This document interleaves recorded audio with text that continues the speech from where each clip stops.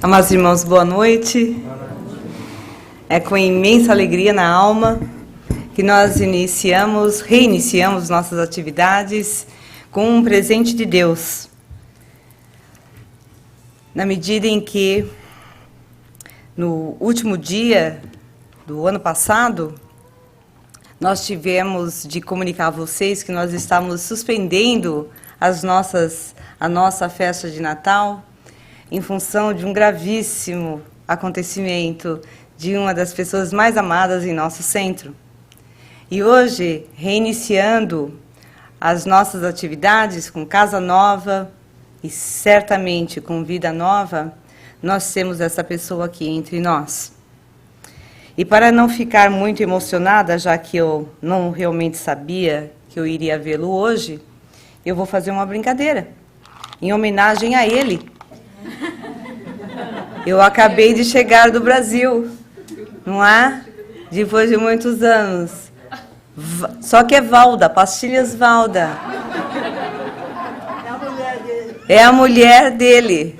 Ou seja, em homenagem ao nosso amado, imensamente amado, queridíssimo Valdo, nós estamos aqui abrindo o nosso dia de atividades com ele na alma, nosso coração. Eu estava assim muito preparada para essa palestra, e de repente eu dou de cara com ele logo ali na entrada, então estou aqui me reposicionando. Muito bem, nada melhor do que nós iniciarmos um novo ano com uma dose de energia realmente nova. E hoje nós trouxemos uma palestra que nós chegamos a apresentar há muitos anos atrás. Mas, em questionando o que nós traríamos para vocês hoje, essa foi uma das palestras que mais mexeu comigo há anos atrás. E eu falei, por que não trazê-la na medida em que ela tem tanto maior significado agora? Nós gostaríamos de falar sobre a mudança e sobre o progresso, porque a cada ano que se passa é isso que nós buscamos. Não há uma pessoa que vire o ano, que não deseje que o ano seja feliz, que o ano seja o sinônimo de mudança daquelas coisas que realmente deseja. No entanto, acima de tudo, e em primeiro lugar, nós gostaríamos de lembrar a todos que mudar é algo que ocorre na vida de todos nós, e até no nosso próprio corpo, sem que nós mesmos não nos demos conta, e às vezes mudanças que nem desejamos. Então, a mudança por si só não é necessariamente sinônimo de progresso, porque nós mudamos ano a ano, e felizmente, graças ao auxílio da tecnologia moderna, nós mudamos para melhor. Porque, se você for analisar, se você vir uma fotografia de uma pessoa de 30 anos, de 40 anos, no ano de 2017, e visse essa mesma foto de uma outra pessoa nessa mesma faixa de idade, a questão de 50, 60, 70 anos atrás, você não acreditaria a diferença na aparência das pessoas. Nós envelhecemos, nós modificamos, mas tem havido um progresso até na aparência das pessoas, e isso não é necessariamente devido apenas à tecnologia. Tem havido um avanço do nosso estilo de vida, da conscientização das pessoas, e podemos também acreditar que até no corpo perispiritual. Porque realmente uma pessoa hoje de 40 anos em 2017 aparenta extremamente mais jovem do que uma do século passado, na mesma idade, não é? Então, há um progresso consciente, inconsciente, com que nós nos damos conta e outros que acontecem ou melhor, não perceptíveis, imperceptíveis. Muito bem. Mas para que a mudança seja sinônimo de progresso, nós precisamos trabalhar com ela, não é? E é sobre isso que nós gostaríamos de falar hoje. Porque para que nós cheguemos no final de 2017 e olhemos para trás com uma sensação de reconhecimento pessoal, de conquistas pessoais, nós precisamos realmente ter consciência do nosso grau de influência na nossa modificação pessoal e na conscientização do poder da nossa influência em relação às pessoas com quem nós convivemos. Nós não podemos mudar ataques terroristas. Nós não podemos mudar a mentalidade das pessoas do outro lado do hemisfério.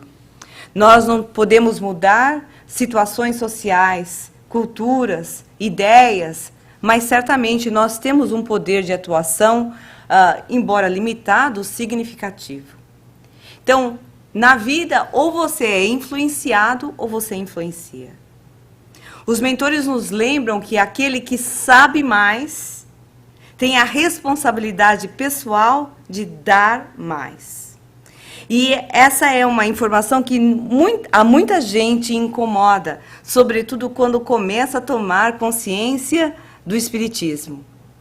Porque com maior conhecimento, certamente vem maior responsabilidade.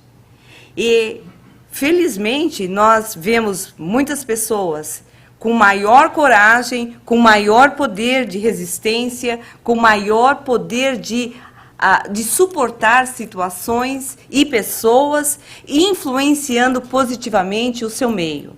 E o contrário também acontecendo.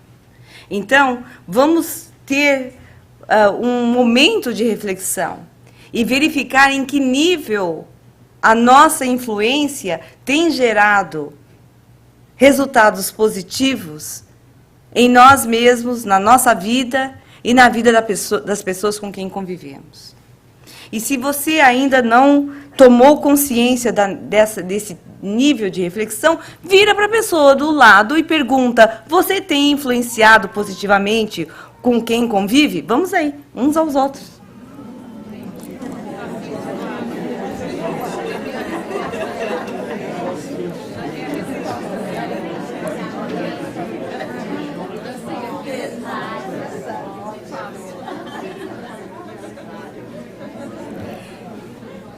Muito bem. Brincadeiras e gracejos à parte, a pergunta é válida.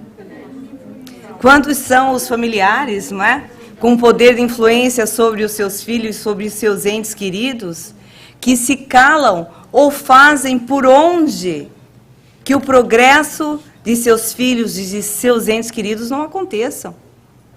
Nós visitamos o Brasil agora, depois de muitos anos, tivemos a oportunidade de estar com a família de forma muito perto, e são intensas as emoções. E verificar realmente, a nível pessoal, o poder de atuação de vários dos nossos familiares de forma extremamente positiva à frente não só da família, mas dos seus próprios filhos. Então, vale aí, não é? Claro que a gente só vai falar o positivo aqui, né, gente? Porque a palestra está sendo gravada e, de repente, meus familiares estão assistindo a palestra. Todo mundo é lindo, todo mundo lindo, influenciando lindamente. Não pude ver coisa mais maravilhosa no meio da minha família no Brasil. Foi uma alegria sem conta, eu espero renovar a cada ano. Cada um influenciando melhor o outro. Uma coisa impressionante. Muito bem. Continuando. Muito bem. Muito bem. Estão aqui, né? Estão aqui os 5 hábitos pesquisados pela ciência. Realmente de uma pesquisa significativa aí no meio de 100 pessoas que não necessariamente possuíam critérios de felicidade comum. Ou seja, não necessariamente eles tinham uma situação social significativa, a nível de condições financeiras extremadas, outros não necessariamente tinham uma saúde ideal, não necessariamente eram casados, não necessariamente sendo divorciados eram infelizes, enfim, pegaram assim uma série de critérios, de padrões sociais que nós consideramos como sendo os ideais, e dessas 100 pessoas, muito poucas caíam dentro desse critério.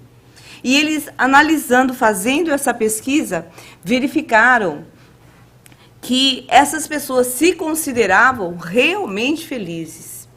E, analisando, chacoalharam todas as características delas, não é? A opinião delas sobre os critérios de felicidade, e verificaram que realmente existiam, entre outras coisas, não são apenas 5, na realidade são 21 hábitos felizes, mas nós pegamos os 5 mais importantes, os mais significativos, o maior número de respostas.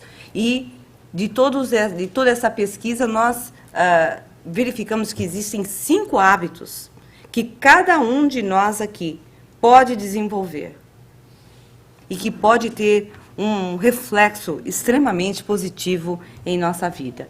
Então, em primeiro lugar, vamos ver aí antes de nós entrarmos nessa pesquisa científica, nós vamos analisar o que a doutrina espírita realmente traz em termos de conceito de felicidade. Porque o mundo propõe mudança. A doutrina espírita propõe a transformação pessoal. A essência da doutrina é a transformação, é o progresso, é a evolução. Lembrando a todos que todos podemos mudar, não necessariamente para melhor. Então, o que nós queremos trazer aqui é a perspectiva espírita, no sentido de nós conhecermos o que os mentores realmente falam sobre a felicidade do mundo. E Kardec perguntou, indagou aos mentores, o homem pode realmente desfrutar de uma felicidade completa na Terra? Afinal de contas, todo ano nós desejamos isso, no mínimo, a cada 31 de dezembro. E os mentores respondem claramente, não mesmo. Não, pois a vida lhe foi dada como uma prova ou uma expiação. Mas dele depende abrandar seus males e ser tão feliz quanto se pode ser feliz na Terra. Então vem aí a má notícia, não é? Nós não podemos desfrutar da felicidade completa na Terra. No entanto, nós podemos certamente usufruir uma felicidade o quê? Relativa, não é? Nós temos, em termos de vida, em termos gerais, 2 propósitos nessa existência. Para alguns, a existência é literalmente uma expiação. Expiação de enganos do passado, de perspectivas equivocadas, de condutas lamentáveis. E, como todo livre-arbítrio nos proporciona a escolha de agir, e com ele vem a não escolha das consequências obrigatoriamente. Você é livre para escolher, mas você não é livre para viver as escolhas dos seus atos, no sentido de dizer, se você age mal, com um objetivo mal, você não é livre para escolher não receber as consequências daquilo que você escolheu. Você vai ter de vivenciar. Então, alguns de nós ainda estamos vivendo o grande guante da nossa existência como uma grande expiação de problemas dos mais níveis de gravidade. E a maioria, na realidade, a maioria realmente tem a vida como uma prova. A prova no sentido de nos incentivar a crescer. Se você estivesse numa escola, se nunca tivesse uma prova, nunca fosse forçado a estudar, nunca fosse convidado a se disciplinar no sentido de crescer, você continuaria no mesmo estágio, não é? Do que entrou. Se estivesse no primeiro ano, lá continuaria para sempre. Mas a escola convida você e eu a crescermos. Muito bem, nós podemos abrandar os nossos males, isso é uma grande boa notícia. No entanto, você e eu, quase sempre, realmente temos essa capacidade incrível, essa criatividade impressionante de aumentar os nossos males. Com uma simples perspectiva de lamentação e de colocação da responsabilidade da nossa vida na mão dos outros. Então, vamos lá. O que se pode entender por lei natural? Lei natural é a lei de Deus. É a única necessária à felicidade dos homens. O que ela lhe indica o que deve fazer ou não. E o homem só se torna infeliz quando se afasta dessa lei. Então, qual é o convite aqui em primeiro lugar? É conhecer o quê? A lei de Deus. Porque se nós conhecermos as leis de Deus, a lei de Deus, nós vamos ter o quê? Um parâmetro de saber que quando nós nos afastamos dessas leis, conhecemos o sofrimento, conhecemos o mal-estar, conhecemos o insucesso. No entanto, quando nós nos aproximamos dela, nós temos mais que celebrar, porque a nossa vida começa a andar na direção certa. Deus proporcionou a todos os meios, a todas as pessoas, os meios de conhecerem a sua lei, e os mentores nos respondem que todos podem conhecê-la, mas nem todos a compreendem. Os que melhor a compreendem são os homens de bem e são os que desejam pesquisá-la. Literalmente está escrito isso no Livro dos Espíritos. Os homens que desejam estudar essa lei, os homens que desejam pesquisar essa lei. Isso é muito interessante, porque é justamente isso que nós queremos fazer, trazer melhor. A pesquisa da felicidade. Existiram realmente pessoas com esse insight incrível de analisar a felicidade. E o estudo basicamente foi feito em cima de 100 pessoas. 100 pessoas que se consideravam felizes, mas, como nós dissemos a princípio, sem os padrões tradicionais de felicidade, como dinheiro, saúde, família, afeto, etc. Esse livro é encontrado aqui nos Estados Unidos com o nome de Happy for No Reason. Eu não sei se esse livro é traduzido em português, mas esse é o nome, Feliz por Nenhum Motivo. É esse, literalmente, a tradução. Muito bem, então, o título dessa pesquisa é The Happy 100, os 100 mais felizes, as 100 pessoas mais felizes. Aí há de se ressalvar que não é que essas pessoas não experimentavam mal-estar, tristeza, decepção, não é? Raiva, medo, dor, não é? Mas havia, sim, um padrão de paz e bem-estar, porque, na realidade, era como eles encaravam as suas situações. Então, nós observamos aqui que a perspectiva, a forma de nós encararmos as nossas vivências, realmente é a base, é o fundamento para realmente fazer com que nós possamos nos considerarmos felizes ou não. Segundo, essa é a pesquisa, mas a gente ouve isso também comumente lá fora. Quais são os dados científicos que foram analisados? Não é? Esses cientistas, que são os cientistas da mente, muito modernamente chamados neurocientistas, a neurociência era uma ciência que não existia, coisa de 30, 40 anos atrás, talvez até mais recentemente ainda. Eles descobriram que os nossos hábitos afetam a nossa felicidade.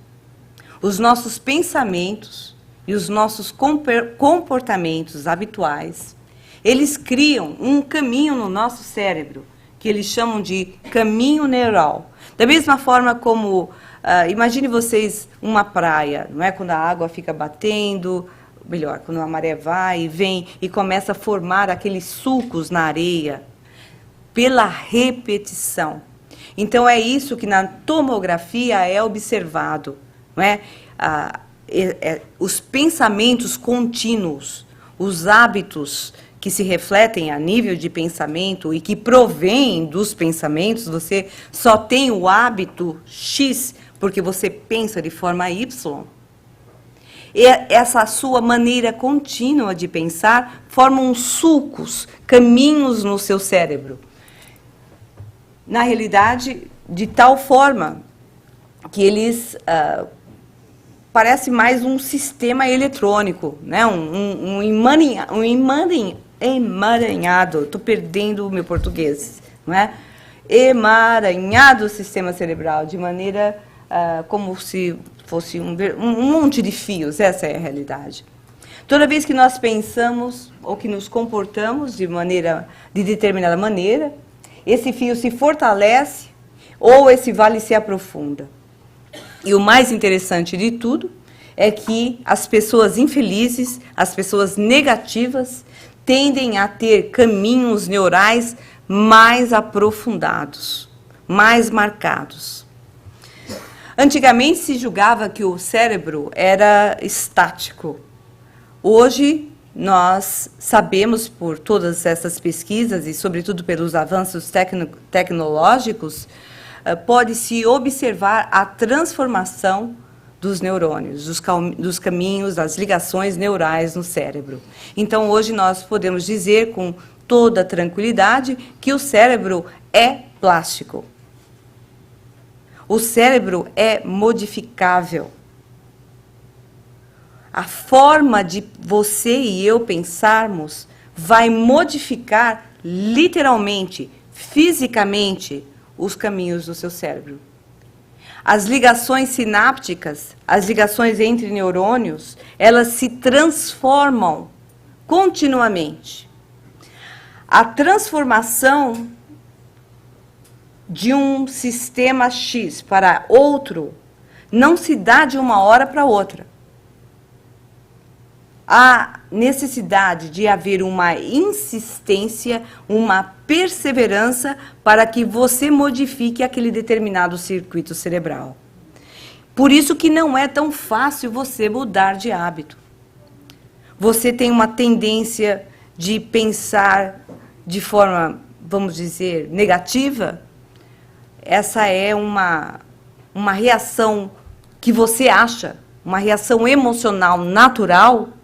Na realidade, muito antes de ser uma emoção e uma reação, na realidade, o seu cérebro já está configurado, por vontade própria, sua, consciente ou não, estar configurado a pensar daquela forma. Aí aparece uma determinada situação, você reage automaticamente a ela, de forma positiva ou não. Pela nossa própria biologia, pela própria evolução humana, porque se nós fôssemos muito otimistas na época das cavernas, nós certamente não teríamos sobrevivido, não é? Imagine toda vez que você visse um urso, não é? Um tigre, sabre, você fala, olha que lindo! Nossa, que lindo, vamos abrir aqui as portas da nossa caverna, não é? Né? Aí o outro fala, imagina, você não está vendo a cara de perigo? Imagina, ele pode ser um bom tigre, um bom urso, venha. Então, claro, se a gente pensasse positivo, numa época onde a necessidade de sobrevivência te mandava realmente, te facultava uma reação instintiva de se proteger e, naturalmente, de mentalizar o pior para que você possa sobreviver, nós temos isso de forma tão imbuída na nossa própria evolução cerebral até, que existe sim uma tendência natural do ser humano a pensar negativo. No entanto, apesar de ser uma tendência, a boa notícia é que nós podemos transformar essa tendência. Ela vai acontecer de uma hora para outra? Sim ou não? Ela vai ser fácil de ser transformada? Não vai ser. É por isso que hoje é dia 9, não é? Daqui a alguns dias, ou seja, no dia 15 de janeiro, a maioria das resoluções que você e eu fizemos no dia 1º ou no dia 31 de dezembro já foram por janela fora. janela fora não é uma expressão que existe, né? Água abaixo, não é? Água abaixo, não é? Foram janela fora não existe, portas afora também não, né? Águas abaixo, muito bem. Depois de a gente morar aqui no tempo nos Estados Unidos, aí eu tive assim, a minha mãe virou para mim e falou assim, Lívia, você está com algum problema, minha filha? Eu falei, por quê, mãe? Você tá gaguejando muito, menina. Eu falei, pode ser a idade, né, mãe? Não, não é. Eu acho que pode ser um problema mental. Será que você está precisando? Eu falei, mãe, as duas palavras me vêm na cabeça. O único lugar que eu falo português é no centro, não é? O resto, tudo inglês. Então, existe um emaranhado na minha cabeça. Então, de vez em quando, eu fico gaga. Aí ela ficava, fala, fala. Ela começava a completar minhas palavras e ficava um pouco ansiosa. Aí começou a me dar uma agonia, de vez em quando davam umas brigas. Eu falei, calma, mãe. Eu estou no processo de transformação. Não é? Muito bem. Então, a boa notícia é que o nosso cérebro é plástico. A boa notícia é que nós podemos mudar. E a não tão boa notícia é que realmente isso vai demandar esforço, isso vai demandar perseverança e uma continuada insistência. Cientistas pensavam, isso nós comentamos há pouco, que os caminhos neurais fossem estabelecidos. Mas pesquisas confirmam que quando a pessoa pensa, sente, age repetidamente de forma diferente, o sistema neural se modifica automaticamente por si mesmo. Isso significa que podemos modificar o ponto de felicidade no nosso cérebro. E você veja a importância da influência, sobretudo se você é um pai ou uma mãe ou está na responsabilidade de pessoas de menor idade. Se você nota que o seu filho tem uma tendência negativa ou de baixa autoestima, é necessário que você trabalhe isso nessa fase inicial, sobretudo dos 7 anos, onde a criança, acima de tudo, plástica. Ela é mutável. Daí a importância, dizem-nos os espíritos, na codificação de Allan Kardec, a importância imensa da infância. Muitas pessoas falam, eu vou deixar meu filho escolher a religião quando tiver adulto. Eu pergunto a você, você escolhe levá-lo para a escola? Aliás, aqui nos Estados Unidos dá cadeia, se você não levar o seu filho para a escola. E se não der cadeia, eles tiram a criança de você, porque eles vão considerar você um pai incompetente. Então, essa mentalidade de dizer, quando ele for mais velho, ele escolhe a religião, é uma mentalidade imatura e, desculpem, até ignorante. Ignorante porque é justamente nessa fase, a falta de conhecimento da perspectiva espiritual pode levar os pais a agirem assim. Mas é nessa fase que você vai realmente poder modificar a essência daquele espírito, o caráter daquela criança. Você não pode esquecer que atrás daquela carinha linda, infantil, ingênua, existe um espírito muito velho. E se você não influenciar os seus filhos, você pode ter certeza que outros vão arranjar um jeito de influenciá-lo. Muito rapidamente. Portanto, quando nós vemos aqui pais trazendo suas crianças uma segunda noite, mais ou menos tarde, para uma aula de evangelização infantil, porque isso aqui não é babysitting, eu tenho certeza que vocês já sabem disso, o quanto vocês já estão avançados em relação à maioria das pessoas do mundo. Porque a maioria das pessoas do mundo estão deixando os seus filhos agora na frente de um laptop, na frente de um iPad, na frente de um telefone, simplesmente consumindo informações sem necessariamente estar direcionando o seu mundo interior e mental. Então, olha aí a importância, né? A importância. E a nossa influência não para na infância, vai até a adolescência. No entanto, chega uma hora que é importante você lembrar que o seu filho é adulto E muitos pais ainda continuam a direcionar a vida dos seus filhos, mesmo depois dos 25, 27 e até mais anos de idade. Lá no Brasil isso é muito forte, porque as pessoas crescem, crescem, gozar. As pessoas crescem, sabe, você já está crescido, está com 25 anos e ainda está morando em casa. Isso aqui, nos Estados Unidos, a pessoa fala, meu Deus, o que é isso? Filhos adultos morando em casa. Outros querem voltar para casa. Por quê? Porque em casa a vida do Brasil é muito diferente, né? Tem toda uma infraestrutura que não existe aqui. Então, as pessoas vão morar fora de casa, vão viver fora e falam assim, nossa, como era bom. Eu tinha esquecido o quanto era bom. Então, volta para casa. E os pais falando, não, meu filho, volte para casa. Volte para casa. Por quê? Aí você fica sempre com algum nível de atuação. É um certo egoísmo. Não é? A gente precisa auxiliar os filhos a crescerem, a caminharem por si só. O que é difícil, a nossa cultura é bastante diferente da cultura americana.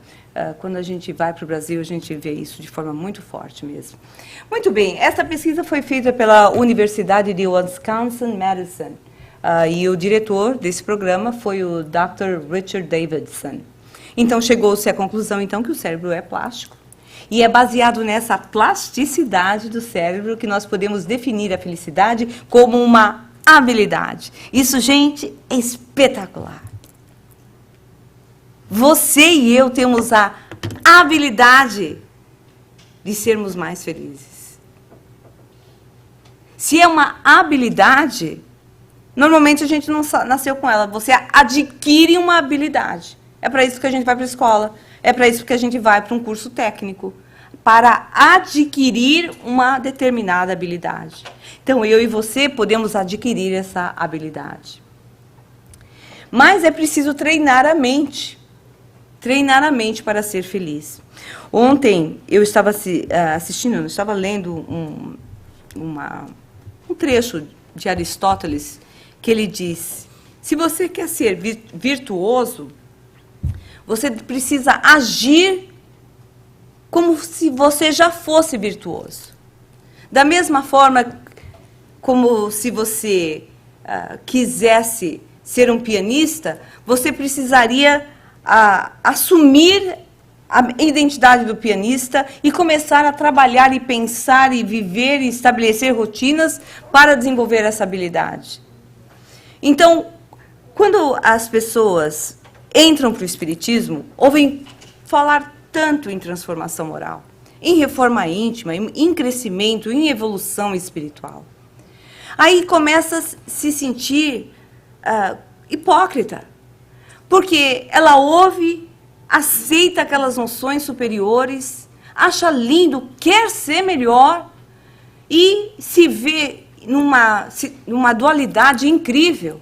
Agindo bem, agindo mal, agindo mal, agindo bem, agindo bem, agindo mal. E se frustra, e muitos desistem. Isso não é para mim. Quando se fala, então, na possibilidade até do trabalho espírita, fala assim, imagina, eu ainda não tenho esse nível. Como se a gente fosse adquirir algo sem praticar. O nosso irmão André Luiz, um dos mentores aliás, não um dos mentores, um dos espíritos que trabalhou diretamente com Chico Xavier, como vocês bem sabem, insiste muito nessa parte. Se nós formos esperar realmente sermos bons ou estarmos realmente melhores para começar a fazer algo de bom, nós podemos certamente esperar sentado, porque é justamente o trabalho que nos transforma. Então, quando nós começamos a anunciar cursos aqui para vocês, assim, gente, nós temos aí uma nova turma se iniciando, está aí uma oportunidade. Comece a aumentar a sua perspectiva de vida, a clarear sua mente, a colocar coisa nova. Novamente, vivendo com os familiares no Brasil, nós vemos alguns deles com grandes dificuldades e nós observamos que a pessoa está procurando resultados diferentes fazendo as mesmas coisas. Você nunca vai encontrar resultados diferentes fazendo as mesmas coisas. Você tem que mudar a mente. Aprende com quem sabe mais do que você. Eu passo, literalmente, a minha semana, enquanto eu estou dirigindo, que eu moro bastante longe daqui, eu passo quase todo dia assistindo palestra. E é palestra espírita, é palestra de psicologia, é palestra...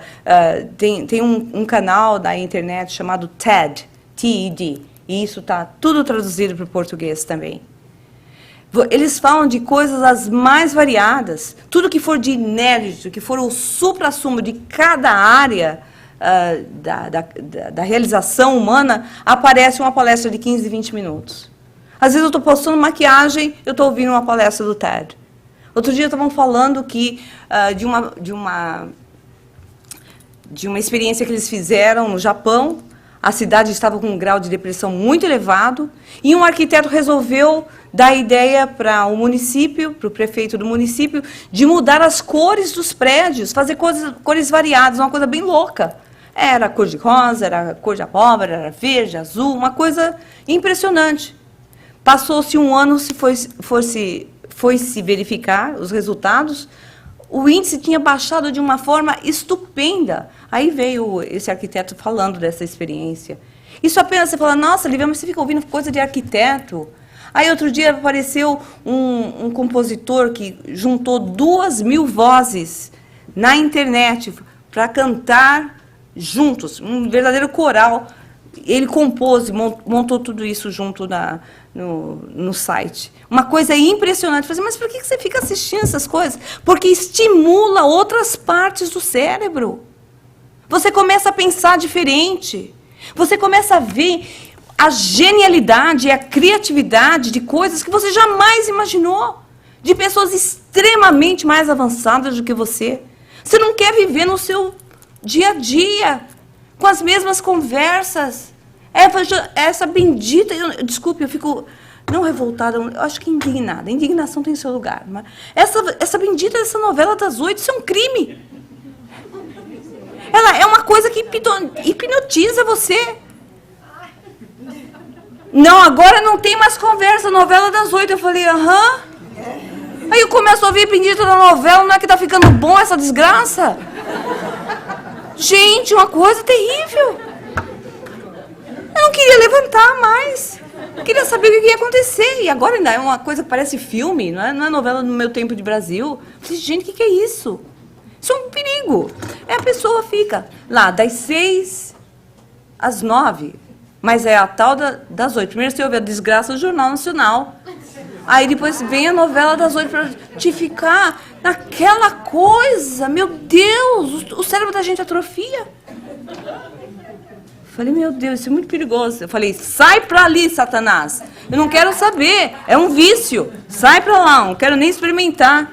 Porque vício é uma coisa, né, que pega muito rápido.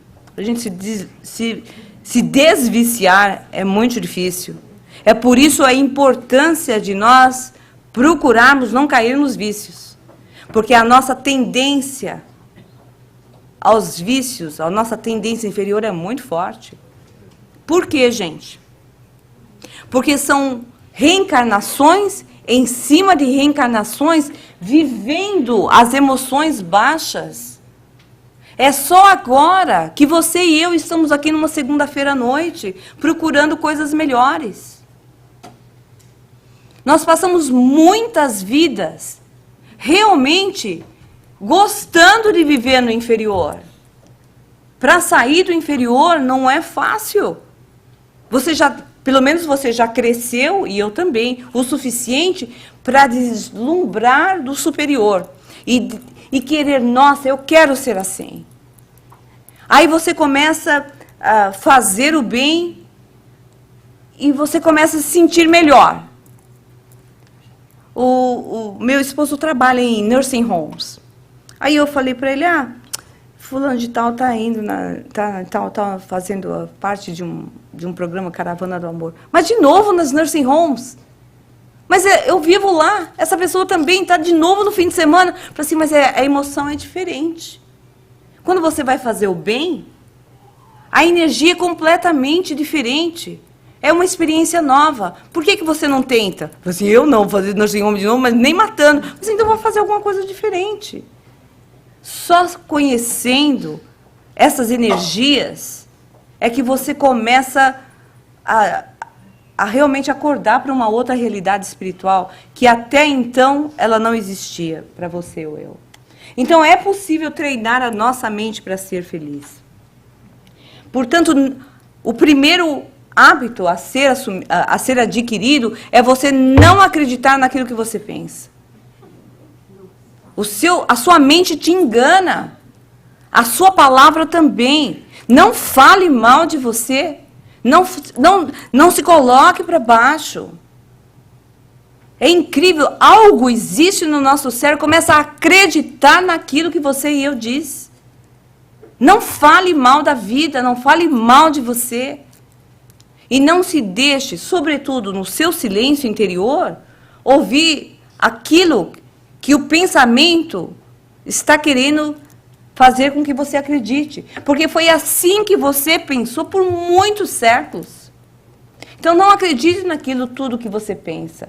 Nós temos coisa de 60 mil pensamentos por dia. Quando eu fui ver esse dado, eu falei, não é possível.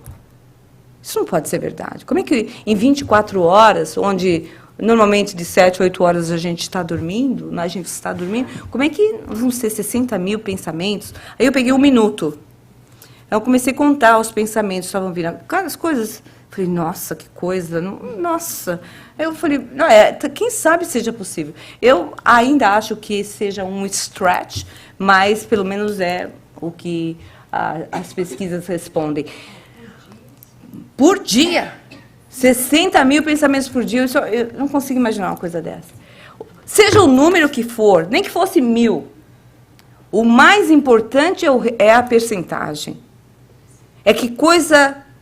Da maior parte, 95%, até 95% são negativos. Então você veja que não é à toa que a nossa vida não está indo muito bem. Porque a gente tem uma tendência negativa. Não é? E a maior parte dos nossos pensamentos são os mesmos ao pensamento anterior, à hora anterior, ao dia anterior. Então você vem pensando desse jeito há muito tempo. E nós, com a perspectiva das reencarnações, ainda podemos colocar ainda outras vidas.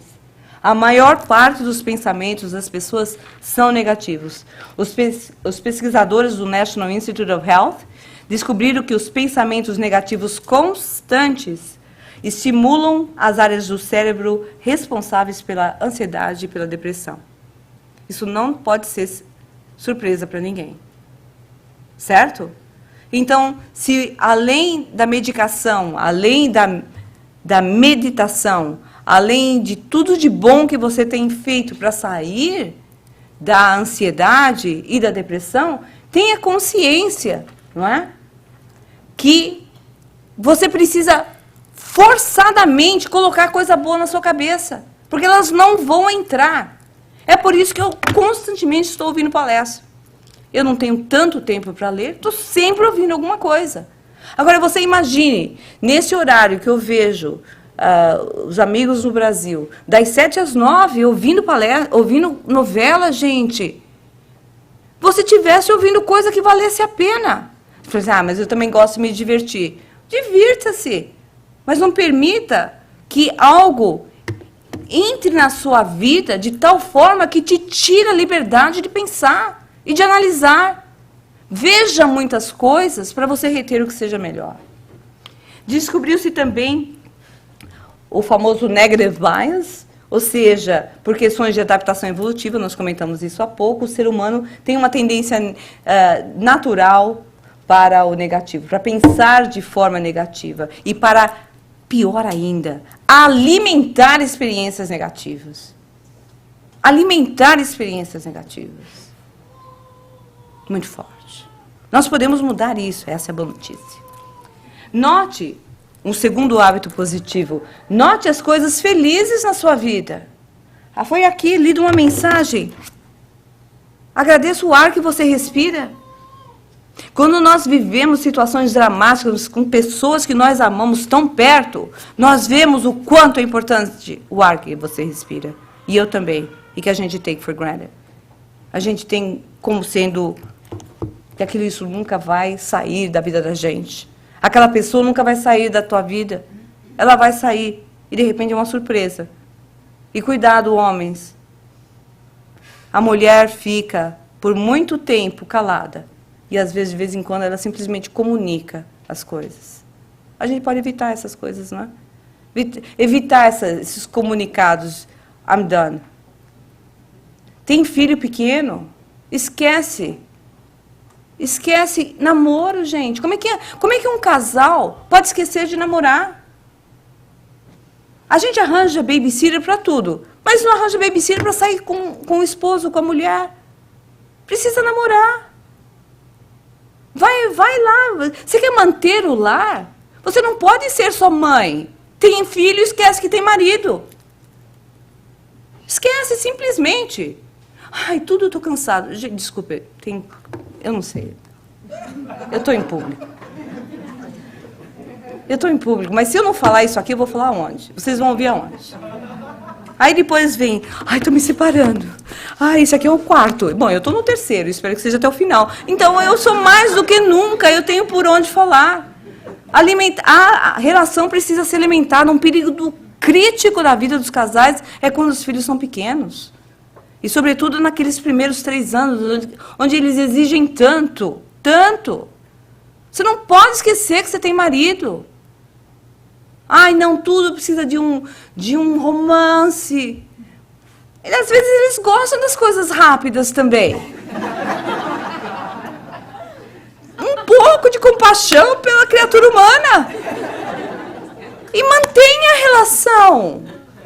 Nem tudo é dor de cabeça. Você tem de manter o seu lar. Você tem de atender às necessidades do seu companheiro, da sua companheira. Porque, caso contrário, isso chama-se egoísmo. Gente, eu não estou acreditando, estou falando isso em público. Edita, por favor. Aí vem.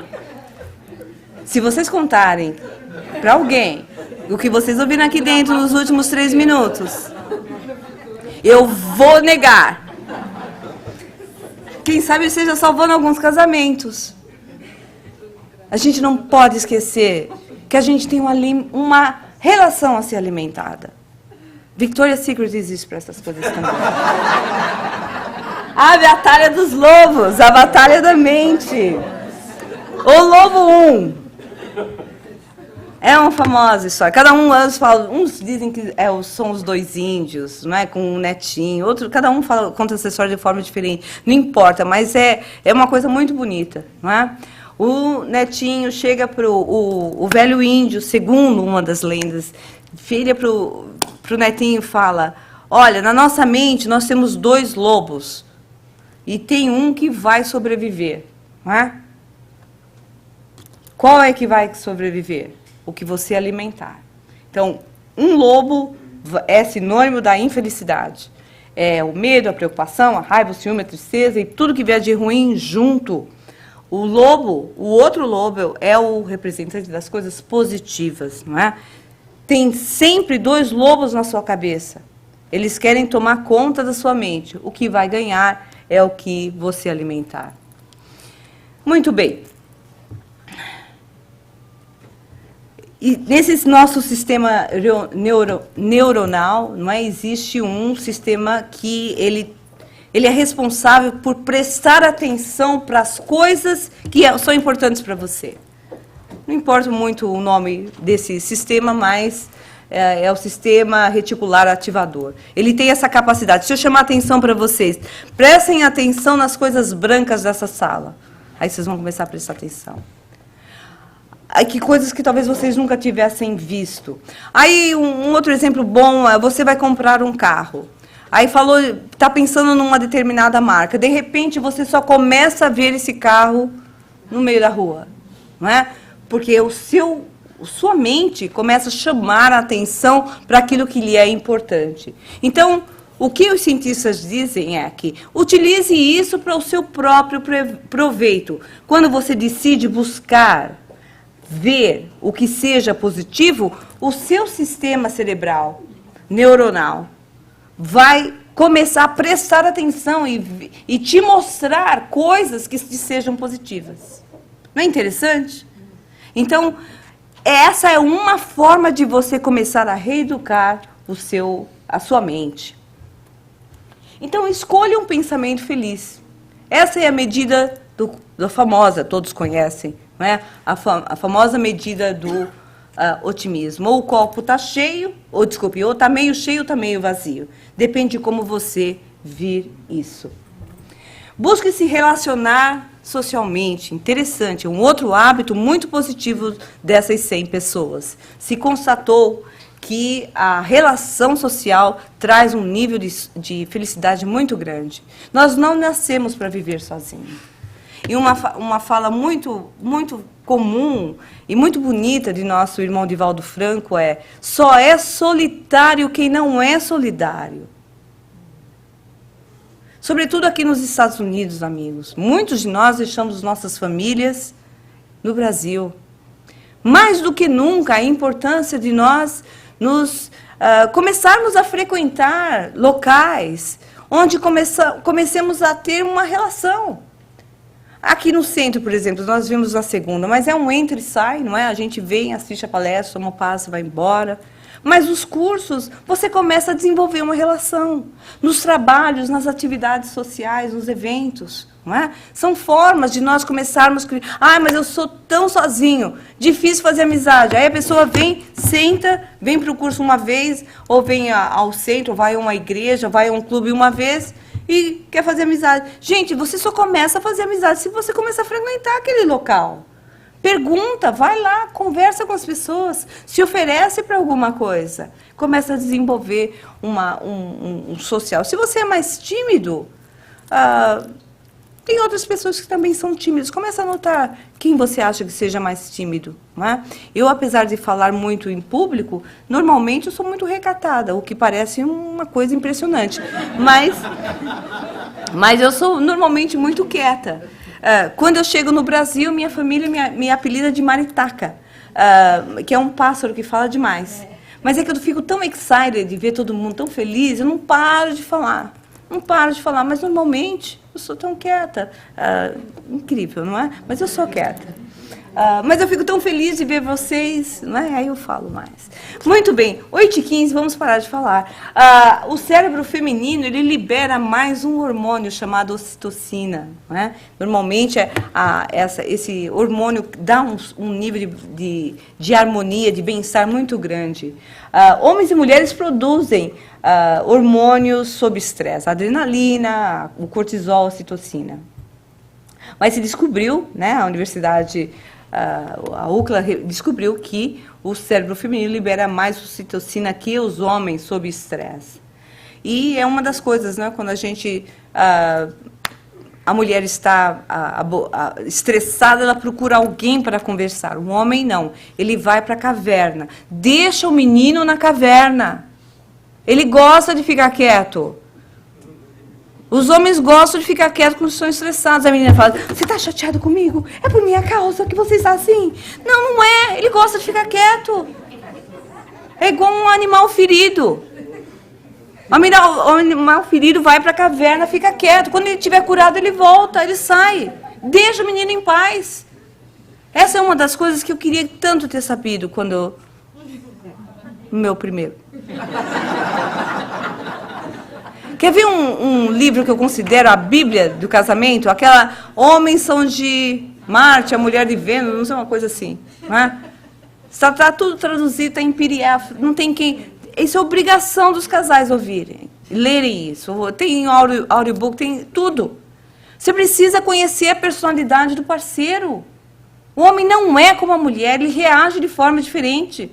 A mulher gosta de falar, ele gosta de ficar quieto. Deixa o menino quieto. Deixa ele em paz. E daqui a pouco, quando ele sai, estiver curado, ele volta feliz. Aí você dá um beijo e faz ele mais feliz ainda. Muito bem. Eu estou falando muito de casal hoje. Muito bem. Dar valor ao outro. Dopamina é o hormônio da apreciação. Ele é um hormônio diretamente ligado ao estado de bem-estar. E, finalmente, procure sua paixão e o seu propósito na vida. Se você não sabe, está lá. Você precisa descobrir. Ninguém vive sem um propósito. Joana de Ângeles fala tanto da importância de nós descobrirmos o nosso propósito, e aqueles que não vão atrás acabam por cair no chamado vazio existencial, buscando escapes psicológicos significativos e graves, porque são aditivos. É muito comum, você está estressado, você vai para a bebida. Começa com uma cerveja. Ah, por que você está bebendo? Ah, porque me acalma. Vai chegar uma hora que você não vai conseguir se livrar da cerveja tão fácil. Porque aquilo se tornou uma muleta psicológica a princípio. Te fez bem, mas tem coisas que adicionam a pessoa. Então, cuidado. Cuidado com os nossos escapes. Vai atrás do que você gosta. Procure conhecer a sua identidade. A gente vai falar mais sobre isso numa outra palestra. Vamos acender.